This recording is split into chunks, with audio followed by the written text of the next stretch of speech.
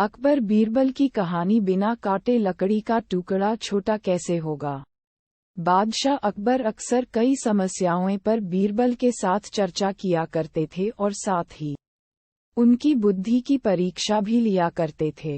वहीं बीरबल भी हर समस्या का समाधान बड़े ही रोचक तरीके से करते थे। एक बार की बात है, महाराज अकबर और बीरबल दोनों शाही बगीचे में टहल रहे थे।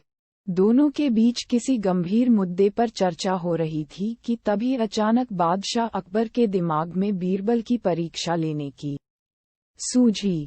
बादशाह अकबर ने पास में पड़ी हुई एक लकड़ी की ओर इशारा करते हुए बीरबल से पूछा, बीरबल एक बात बताओ, ये जो सामने लकड़ी पड़ी हुई है, क्या तुम इसे बिना काटे छोटा कर सकते हो?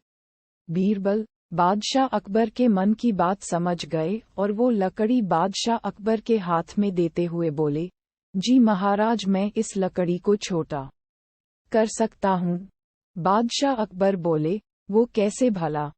तब बीरबल ने वहीं पास में पड़ी हुई एक बड़ी लकड़ी उठाई और बादशाह अकबर को पकड़ाते हुए पूछा, महाराज, इनमें से छोटी लकड़ी कौन सी है? बादशाह अकबर बीरबल की चतुराई समझ गए और छोटी लकड़ी बीरबल के हाथ में देते हुए बोले, वाकई बीरबल, तुमने बिना काटे लकड़ी को छोटा कर दिया। इसके बाद दोनों जोर जोर से हंसने लगे। कहानी से सीख। बच्चों, इस कहानी से यह सीख मिलती है कि परिस्थिति चाहे जैसी भी हो, दिमाग से काम लेकर उससे बाहर निकलने का रास्ता खोजा जा सकता है।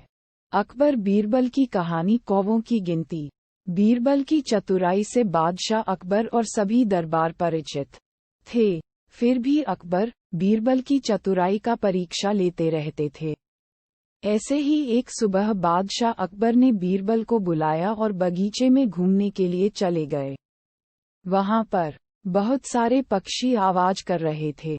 अचानक बादशाह अकबर की नज़र एक कौवे पर पड़ी और उनके मन में शरारत सूझी। उन्होंने बीरबल से कहा, मैं ये जानना चाहता हूँ कि हमारे राज्य में कुल कितने कौवे हैं। ये सवाल थोड़ा अटपटा जरूर था, लेकिन फिर भी बीरबल कहा, महाराज, मैं आपके इस प्रश्न का जवाब दे सकता हूँ, लेकिन मुझे थोड़ा समय चाहिए। अकबर ने मन ही मन मुस्कुराते हुए बीरबल को समय दे दिया। कुछ दिनों के बाद बीरबल दरबार में आए तो शहंशाह अकबर से पूछा, बोलो बीरबल, कितने कौवे हैं हमारे राज्य में? बीरबल बोले, महाराज, हमारे राज्य में करीब 323 कौवे हैं। ये सुनते ही सभी दरबारी बीरबल को देखने लगे। फिर बादशाह अकबर बोले, अगर हमारे राज्य में कौवों की संख्या इससे ज्यादा हुई तो? बीरबल बोले, हो सकता है कि महाराज कुछ कौवे हमारे राज्य में अपने रिश्तेदारों के यहाँ आए हों। इस पर बादशाह अकबर ने कहा, अगर कम हुए तो? तब बीरबल बायले, हो सकता है कि हमारे राज्य के कौवे दूसरे देश अपने रिश्तेदारों के यहाँ गए हों।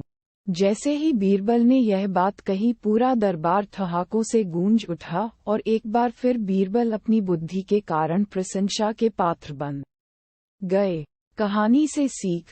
बच्चों, इस कहानी से यह सीख मिलती है कि अगर दिमाग का इस्तेमाल किया जाए तो हर समस्या का हल और सवाल का जवाब ढूंढा जा सकता है।